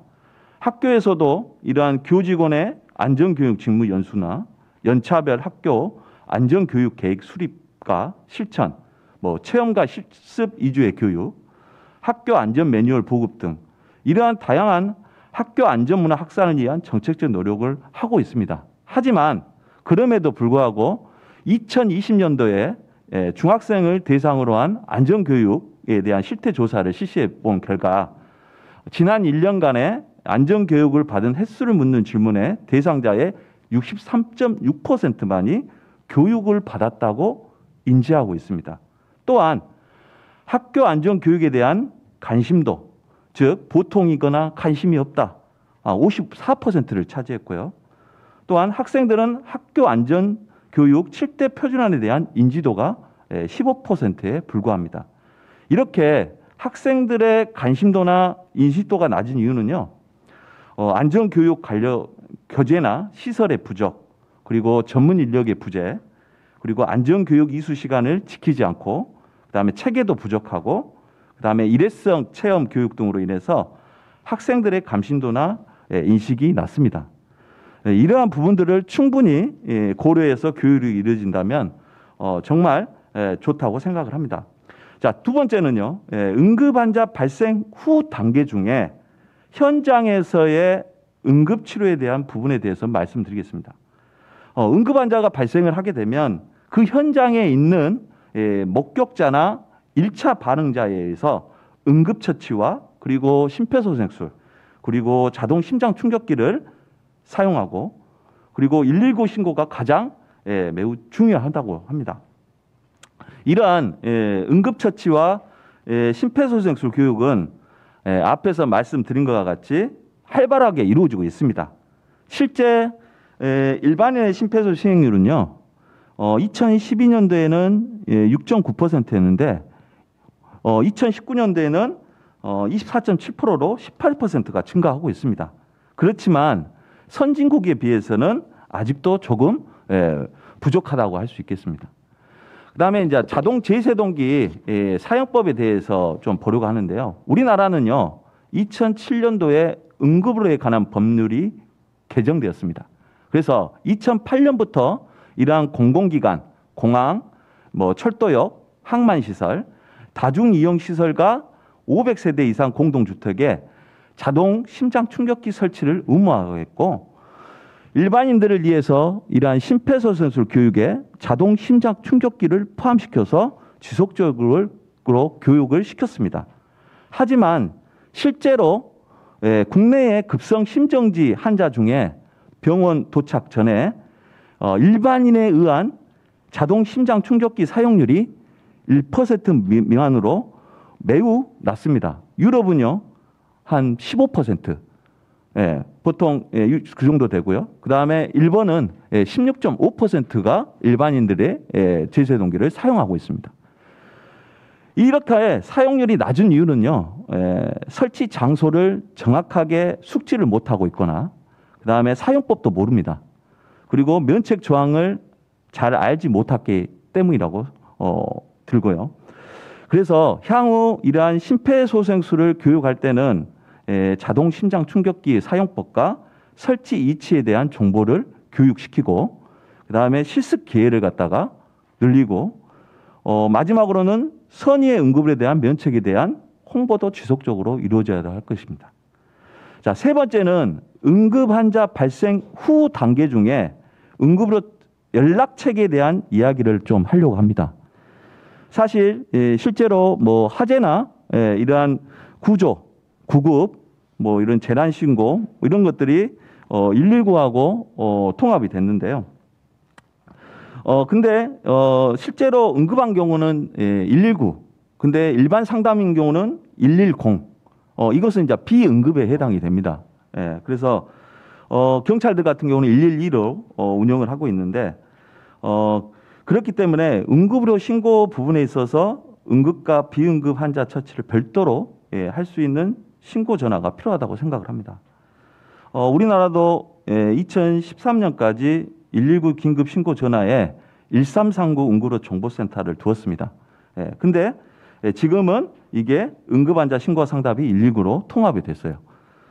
이걸 보게 되면 119 신고 접수 건수는 훨씬 증가했습니다. 하지만 구급차 출동을 갖다가 지연시키거나 그다음에 응급하지 않은 신고 전화가 폭주하는 경우가 많습니다. 이러한 불필요한 응급실 이용과 이러한 구급차 출동을 줄여주고 그다음에 효율성을 높이기 위해서는 명확하게 구분을 해야 되고요. 그다음에 일반인들을 제대로 홍보를 했으면 하는 생각이 들어요. 마지막으로 제가 이러한 응급의료의 다양한 문제점을 이러한 개선하고 안전한 사회를 만들기 위해서 몇 가지 정책적 제안을 하고자 합니다. 첫 번째는 안전교육의 효율성을 높이고 안전에 대한 흥미와 관심을 유발하기 위해 노력해야 되고요. 특히 이것을 하기 위해서는 체험적 교육 환경을 개선시키고 그리고 교사나 전문가가 이끌어가는 일반적인 교육이 아닌 교육을 받는 대상자가 스스로 생각할 수 있고 참여하고 이러한 방법을 모색하는 교육과정을 개발해서 흥미와 관심을 높였으면 좋겠습니다. 두 번째는 이거 매우 중요합니다. 국가 자격증 개발 및 혜택을 통한 국민적 관심을 높여야 합니다. 예를 들자면 응급처치 및 이러한 심폐소생술 자격증이나 이러한 기본소생술 등의 국가 자격증을 개발해가지고 학생들이 대학을 진학하거나 또는 회사에 취업할 때 가산점을 부여하는 등의 정책적 변화도 필요하다고 봅니다. 또한 이러한 단계적 자격 과정을 개발해서 초등학교, 중고등학교, 대학교, 일반인 그리고 전문 과정의 단계별 심화 과정도 필요할 것으로 생각이 들고요. 이러한 과정들을 전 생애 동안에 안전에 대한 올바른 인식과 적극적인 참여를 유발할 수 있을 거로 생각이 듭니다. 자, 세 번째는 마지막입니다. 이러한 응급의료와 관련해서 응급 환자와 비응급 환자를 구분지어야 됩니다. 그래서 119 이에도 전담 기구와 신고할 수 있는 번호를 마련해 가지고 응급 환자들이 더 빨리 효율적인 치료를 받을 수 있는 체계가 마련되었으면 합니다. 이상입니다. 예, 교수님 수고하셨습니다. 일반인이 제세동기를 접하면 바로 사용할 수 있나요? 어떻게 된가요? 일반인들이 쉽게 접근할 수 있도록 이러한 음성 신호로 되어 있기 때문에 접근을 쉽게 사용할 수 있습니다. 거기 그 제세동기를 바로 앞에 놔두면 거기서 일반인 모르는 사람도 매뉴얼에 따라서 사용 가능할 수 있나요? 그것이 어떻게? 예, 매뉴얼이 있기 때문에 매뉴얼이 있다 해도 이것은 뭐 실습을 통하거나 연습을 통해 가지고 해야 되는데 실질적으로 우리나라의 급성 심장지의 1%가 대부분 연간 2,200명 정도가 제세동을 사용을 해야 되는데 사동을 못 해가지고 사망하는 경우가 허다합니다. 그렇다면 바로 사용할 수 없다는 거잖아요.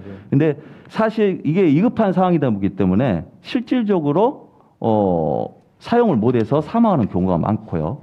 의학적인 지식이 요즘은 목격자에 의한 이러한 심폐소생술이 이러한 자동 제세동기 사용법을 갖다가 권고하고 있기 때문에 정확한 이러한 사용 방법을 알아야 됩니다. 또한 이러한 정확하게 사용하지 못했을 경우에는 오히려 효과적이 못하는 거 나와 있습니다. 그래서 사망률을 예방하기 위해서는 이러한 보급과 교육 이런 것들이 절실하게 이루어져야 된다고 생각을 듭니다. 다른 토론자나 플로에서 물어야 하는데 제가 그냥 궁금해서 먼저 물었고요. 자격증 개발이나 이런 혜택이 필요하다 이런 부분에 대해서는 새롭게 들어보는 제안 같습니다. 유익한 제안 잘 들었고요. 다음으로 이제 해양경찰대학 교육원 교수님 장재수 교수님께서 이제 토론해 주시도록 하겠습니다. 예. 여러분 만나서 반갑습니다. 저는 해양경찰 교육원의 해양경찰의 요람, 해양경찰 교육원에서 교수를 맡고 있는 정재석 교수입니다. 여러분 반갑습니다. 우리 강주를 사랑하는 우리 좌장님이신 반재신 의원님, 그리고 발제하시고 토론에 참여하신 분들, 그리고 이 자리에 함께 하시는 분들, 정말 강주를 사랑하는 그 마음이 이렇게 느껴집니다. 저도 우리 강주에 대한 자부심과 긍지를 가지고 있습니다. 저는 우리 강주가 지금 인권과 민주의 성지로 인식되고 있습니다.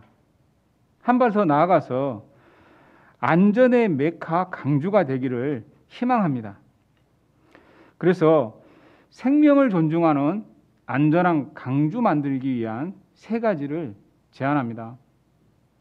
첫 번째는 셀프허그와 프리허그 운동을 제안합니다. 세상에는 많은 가치들이 있습니다. 그리고 세상에 중요한 가치가 있는데 그 중에 무엇이 가장 소중한 가치일까요? 돈이 중요합니까?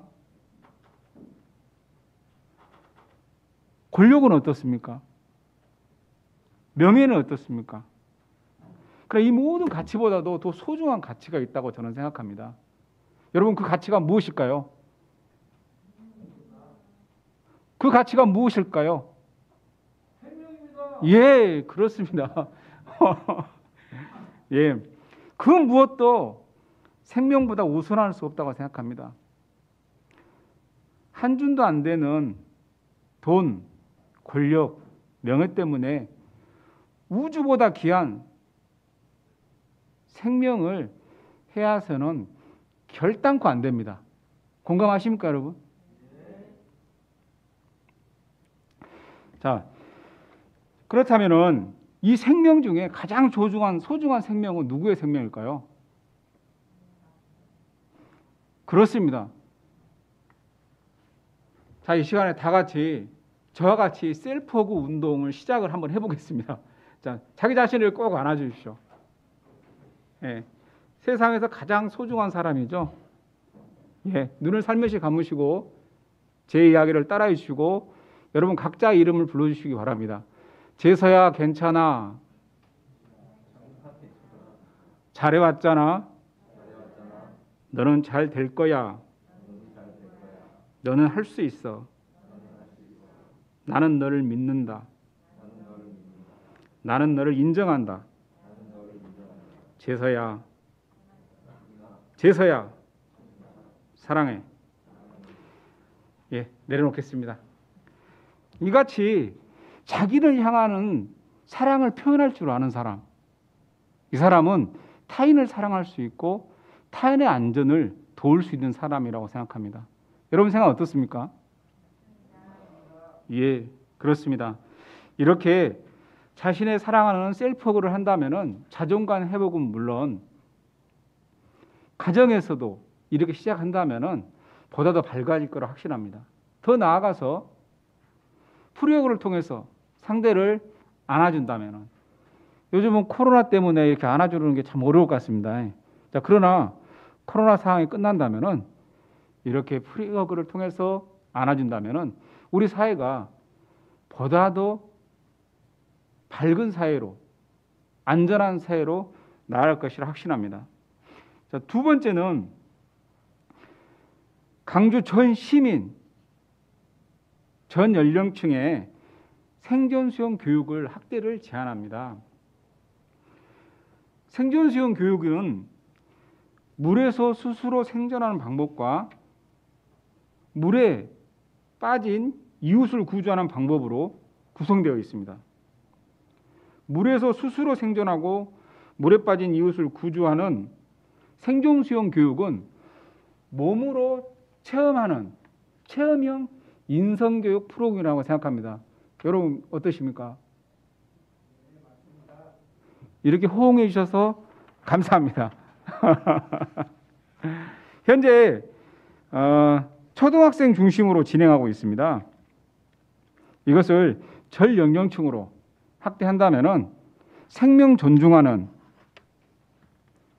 그리고 안전 의식이 높아질 것으로 판단됩니다.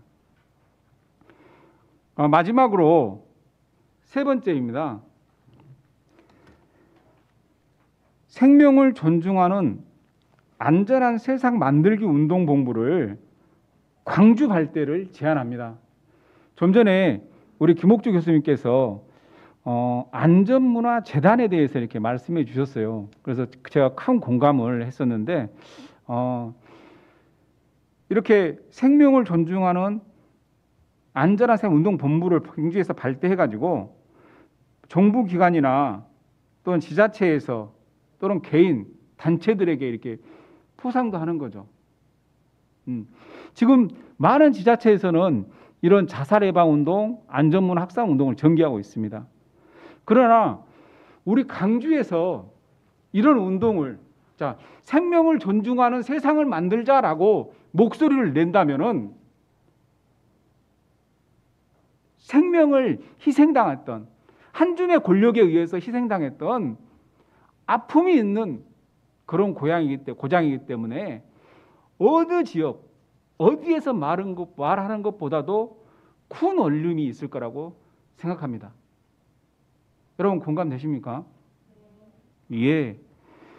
이렇게 공감해 주셔서 감사하고 그리고 이제 우리 이런 강주 정신이 이 생존수영 또는 안전문화 확산 운동과 더불어서 강주를 넘어 전국을 넘어 전 세계로 퍼져나가기를 희망합니다. 지금까지 제가 이렇게 말씀을 드렸는데 토론자이신 분이 지금 도착을 안 해가지고 제가 더 해야 되는지 여기서 마무리해야 되는지는 모르겠습니다만은 그래요. 저는 지금까지 우리 살아가는 강주가 생명을 존중하는 그런 문화를 확산하기 위한 3가지를 제안했습니다. 첫 번째는 우리 강주에서부터 각 가정에서 개인이 셀프워크를 하고 그리고 상호 서로를 안아주는 운동을 전개해 나가보자. 이거 돈 안 드는 거잖아요. 예, 돈 안 드는 거 바로 실행할 수 있도록 하면 좋을 것 같고요. 자, 두 번째로 몸으로 체득하는 체험형 인성교육 프로그램인 생존수영 교육을 전 연령층에 확대해가지고 실시를 하자라는 제안을 드리고, 또 세 번째로 생명을 존중하는 안전한 세상 만들기 운동본부, 뭐 명칭은 여러 가지로 바뀔 수도 있겠지만 가칭 생명을 존중하는 안전한 세상 만들기 운동본부를 강주 발대를 제안합니다. 지금까지 경청해 주셔서 감사합니다. 여러분 행복하십시오. 예, 감사합니다. 장재석 교수님께서 조금 더 근원적인 문제, 안전한 사회가 어떻게 구성될 것이냐, 생명을 존중하는 것부터 출발한다. 그래야 존중이 존중돼야지만이 안전한 세상이 된다, 세상이 만들어진다라는 말씀을 해주신 것 같습니다. 그러면서 셀프허그와 프리허그, 아까 우리 뭐 스스로 좀 해본 것 같습니다. 그리고 안전한 세상 만들기 운동본부가 좀 필요하겠다, 이런 제안을 해주셨습니다. 예, 감사합니다. 시간에 딱 맞게 오셨습니다.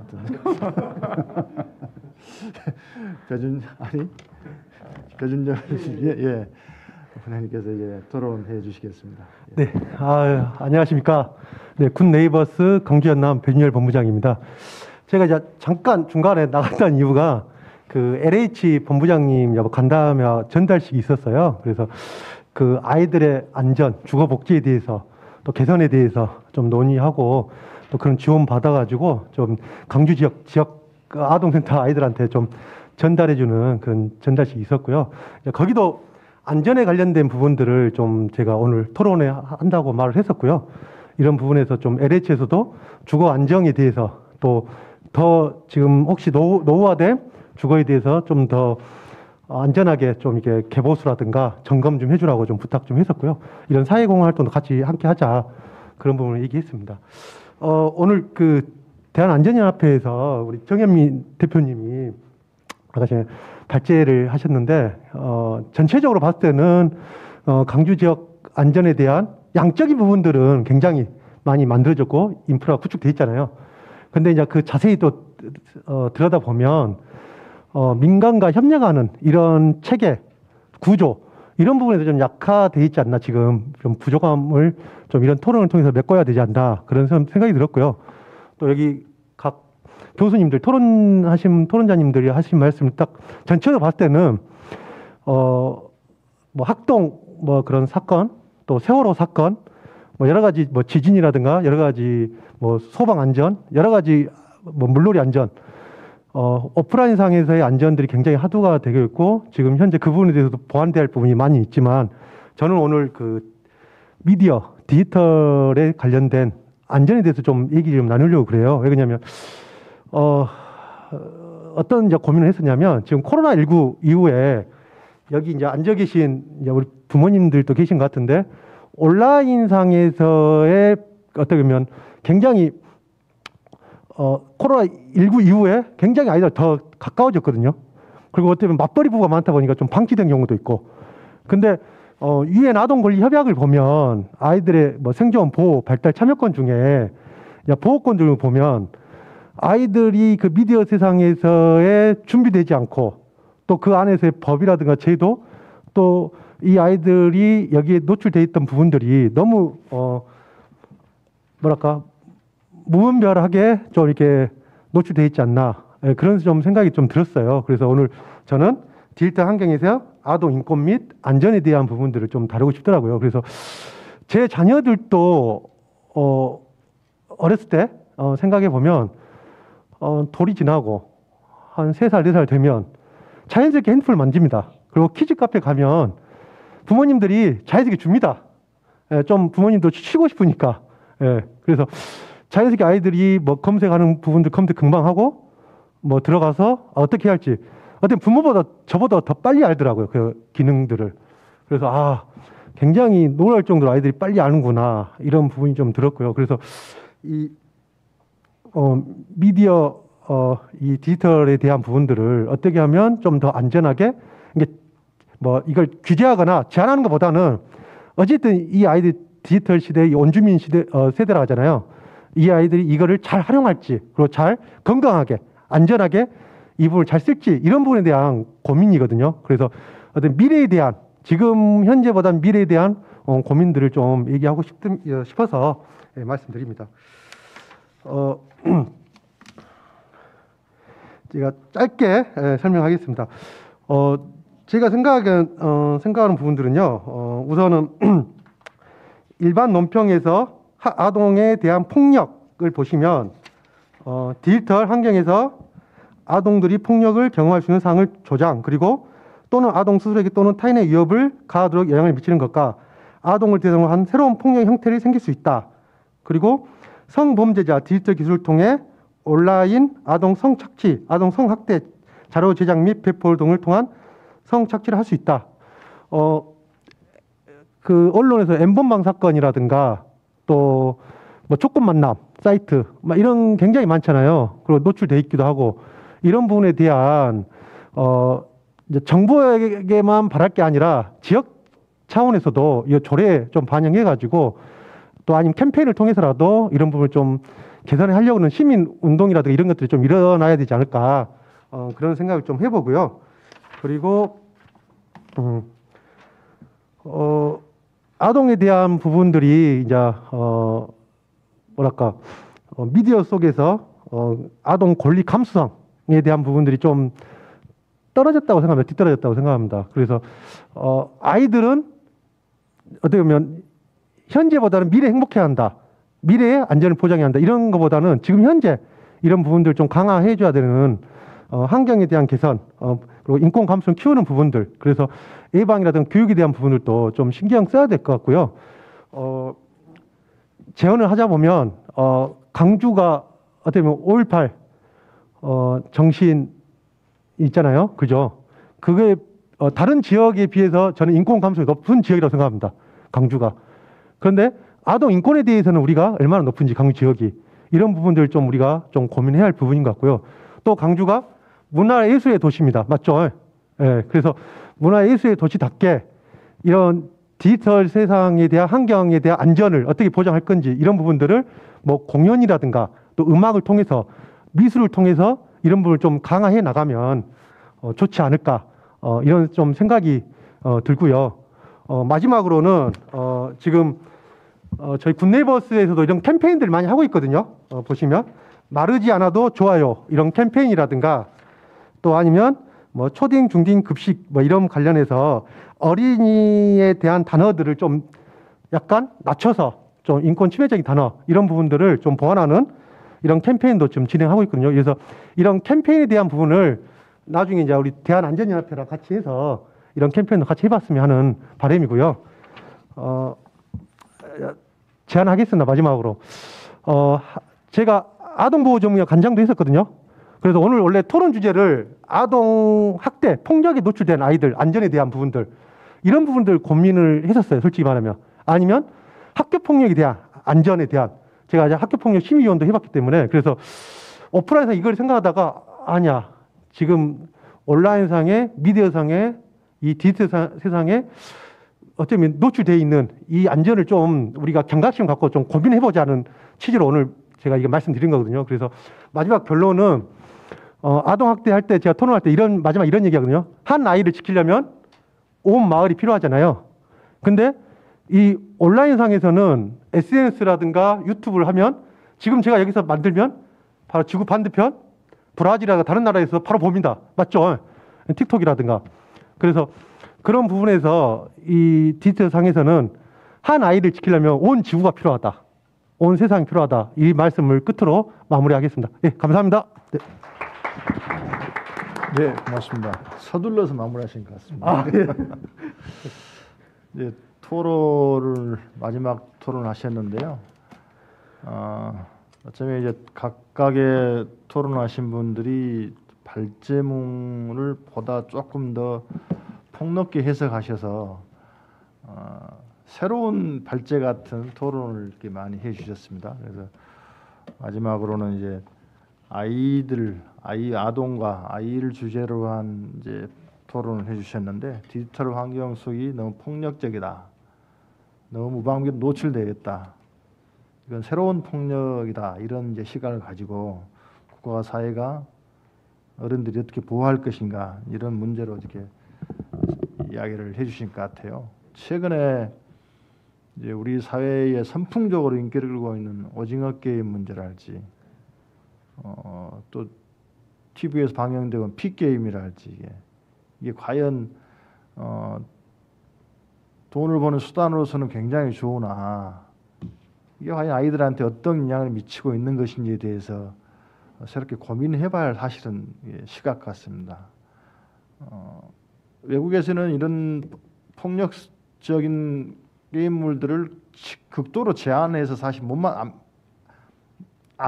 만드는 게 아니라 안 만드는 상황인 거죠. 근데 우리는 근데 조금 더 자유롭게 만들고 있어서 이런 환경이 과연 우리는 괜찮은 것인지 고민스러운 지점에 있는 것 같아요. 그래서 그런 말씀을 드렸고요.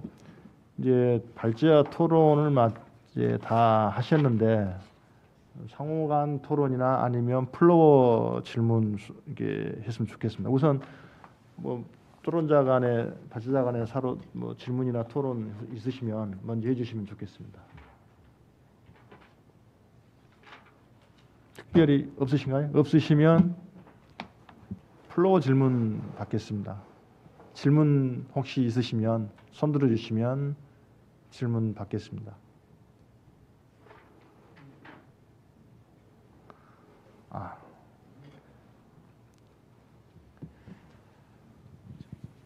반갑습니다. 저는 대한안전연합에서 안전과 관련된 현장에서 활동하는 강사고요. 또 우리 허남대학교 재난안전관리학과에서 또 재난안전에 대해서 연구하고 있는 이현태라고 합니다. 오늘 그 안전문화 정책 현황과 활성화 방안에 대해서 우리 대한안전연합 정현민 대표께서 또 문창민 변호사님께서 그 좋은 발제해 주셨고요. 또 여러 교수님들 좋은 토론해 주셨는데 현장에서 만나는 그 현장에서 수요 대상자들과 만나는 그런 입장에서 한번 말씀을 좀 드려보고 싶습니다. 세월호 이후에 우리나라 안전 정책들이 각 부처 간의 협업도 예전보다는 좀 잘 되고 있고, 또 문창인 변호사님 그 발제에서도 또 많은 안전과 관련 법령들이 재정비돼서 현장에 투영되고 있는데, 현장에서 이런 고민들을 이렇게 부정적인 고민들도 하게 되고 긍정적인 생각도 하게 되는데, 오늘 그 안전이라는 넓은 패러다임 속에서 여러 어떤 전공들, 여러 어떤 과정들에 대한 관심 토론과 발제를 들으면서 제가 이제 이러한 그 넓은 다양한 안전이라는 그 주제를 어떻게 긍정적인 어떤 사회적, 어차피 사람이 하는 일이기 때문에 긍정적인 사회적 동조로 긍정적인 광주 안전을 만들 것이냐라는 생각을 해봤어요. 제 경험으로는 제가 행정안전부의 안전교육 전문 인력이고 또 교원공제중앙회 또 안전교육 전문 인력이고 현 강주시 안전정책관실의 안전교육 찾아가는 안전교육 전문 강사로서 활동을 하고 있는데, 오늘 남구에 있는 어린이집 2세 반 친구들을 만났어요. 제가 2세 반 친구들 오늘 이세반 친구들을 뭐 일상생활안전 지도를 하기 위해서 엄청나게 많은 고민을 했어요. 그래서 뭐 국민안전 포털부터 여러 기관들에서 뭐 저희 기관 포함해서 만들어 놓은 컨텐츠들을 연구하고 이 짧은 시간에 애들한테 무엇을 남길까 고민도 해보고, 또 저번 주에는 경로당에 가서 어르신들을 만났어요. 코로나 시대 활동이 부족해서 뭐 이렇게 근육량이 감소하고 또 그러므로 체력이 저하돼서 노인 건강이 많이 위험한 시대가 됐잖아요. 코로나 때문에. 그래서 우리는 이렇게 많이 이렇게 이런 세미나 이런 토론회들이 조금 더 많이 이렇게 더 활성화되고 더 많이 만들어져서 각 분야의 어떤 우리 교수님들, 전문가들 이런 의견들이 투영돼서 조금 더 긍정적인 모델로 가야 되겠다, 이런 생각들을 뭐 토론과 발제를 들으면서 하게 된 시간이었고요. 자, 그렇다면 제가 이제 현장에서 느끼는 것은 여러 부처 간에 여러 뭐 민간과 어떤 뭐 지자체 간의 협업이 조금 아직까지 좀 부족한 것 같다. 또 혹은 안전에 대한 현장의 컨트롤 타워가 좀 부족한 것 같다. 이런 의견들을 오늘 주셨는데 실상 우리 그 관에서 관에 계신 우리 안전관리 업무를 하시는 분들도 굉장히 노력은 하고 있어요. 점진적으로 좋아지고 있다는 건 느껴요. 아까 우리 정재수 교수님 생존수영 이야기하셨지만 현장에 가면 초등학생들은 생존수영을 이해를 잘해요. 그리고 심폐소생술도 우리 이호철 교수님 말씀하신 심폐소생술도 초등학교 중학생은 잘해요. 잘합니다. 아주 반복적으로 지속적으로 교육을 받았기 때문에 잘해요. 이걸 현장에 투영해서 이야기하면 여름철에 물놀이 가서 지금 현재 기준에서 뭐 수상 안전 사고를 뭐 받게 되면 아이들은 사는데 부모는 죽어요. 수영을 배운 적이 없고 생존 수영을 배운 적이 없기 때문에. 아이들은 부모가 쓰러지면 심폐소생술을 잘 할 수 있어요. 자동 심장 충격기 적용 잘 할 수 있어요. 근데 고등학교 현재 기준 진행된 교육 사항이 고등학생 이상의 성인들은 그런 교육 기회가 없었어요.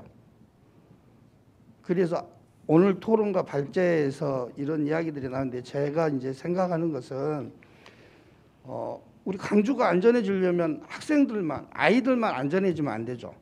오늘 이세반 아이들 만나면서 굉장히 희망을 느끼고 굉장히 행복해서 저는 오늘 이 토론장에 왔는데, 세미나장에 왔는데, 이게 희한한 게 나이를 먹고 어른이 되면서부터 제가 느끼는 것은 자기 관념, 자기 아집, 안전에 대한 잘못된 인식, 이런 것들을 더 갖게 되는 것 같고 더 위험해지는 것 같아요. 그래서 오늘 그 교수님들 중에서 어떻게 하면 오늘 이야기한 여러 가지 주제 뭐 발제 내용이 어떻게 하면 광주 시민이 안전할 것이냐는 부분에 대해서 어떻게 하면 아까 사각지대도 이야기했는데 어떻게 하면 학교 교육이나 공교육이나 아니면 이런 데 범위를 벗어나 있는 지금 뭐 우리 재난안전정책관실에서 하고 있는 뭐 시민들을 위한 찾아가는 재난안전교실도 좋은 의미가 될 수 있지만 그래도 더 사각지대에 있는 광주 시민 다수의 안전지수를 높일 수 있는, 그래서 긍정적인 어떤 사회적 동조 현상들이 발생되고 안전지수가 높아질 수 있는 이런 부분들에 대해서 사각지대에 있는 이런 분들에 대해서 구체적으로 어떤 시도, 어떤 노력이 필요한지 말씀해 주시면 좋을 것 같습니다. 네. 네. 네, 말씀하십니까? 예. 제가 그 아동보호 전문가 있을 때 아동 학대를 한 부모, 학대 행위자에 대한 부분을 교육시키려면 2014년 특례법 전에는 교육을 할 수가 없었어요. 선택제이기 때문에 안 하거든요. 오락해도 절대 안 오거든요. 거부하고. 근데 특례법 시행 후 2014년 9월 특례법 시행 후에는 그걸 이제 법적으로 의무화시켰거든요. 학대 행위자는 법원에서 판결해가지고 부모가 받아야 되거든요. 그런 것처럼 이 안전 관련된 교육도 굉장히 중요하잖아요. 그래서 저는 이제 하는 제안을 하면 부모 교육 같은 거 이런 거 할 때도 뭐 양육에 관련된 거, 아동 학대에 관련된 부모 교육 하라 해도 진짜 받아야 할 사람들 안 옵니다. 받지 않아도 될 사람 계속 와요. 그래서 이런 부분을 뭐 취학 전 아이들이 뭐 유치원 졸업하고 취학 입학 초등학교 1학년 입학하기 전에 이런 걸 좀 법제화해 가지고 의무적으로 뭐 안전교육을 받고 수료증이 있어야지 입학을 시킬 수 있다. 뭐 이런 식으로라도 하면 좋지 않을까 하나 제안을 하고요. 두 번째는 아까 2세 유아 대상으로의 그 교육이 굉장히 어렵지 않습니까? 솔직히 어떻게 말하고 어떻게 얘기할지. 그리고 PPT로 말해도 이해를 못 합니다. 아이들은. 그렇기 때문에 유아 대상으로는 뭐 성폭력 예방 교육이라든가 이런 교육할 때 인형극 갖고 많이 하거든요. 무대 만들어서 한 15분, 20분짜리로 짧게 해가지고. 그래서 유아 대상 안전교육 인형극을 좀 만들어가지고 한번 해봤으면 합니다. 저는 이 정도로 말합니다. 이상입니다. 예. 답변이 되셨나 모르겠습니다. 나는. 이제 토론의 시간이 1시간 40분이 지나갑니다. 한 분만 더 질문 있으시면 받겠습니다. 없으신가요? 예, 없으신 것을 하시고 오늘 1시간 40분 동안 이제 많은 이야기들을 해주셨습니다. 우리 저나 이제 우리 사회가 광주가 해주신 말씀들을 잘 제안을 기억하고 잘 받아들여서 안전한 광주 만드는데 여러분과 함께 할 수 있었으면 좋겠다 하는 말씀을 드리면서 오늘 토론회를 다 같이 힘찬 박수로 마칠까 하는데 괜찮으실까요? 예, 박수 치면서 마치겠습니다. 감사합니다.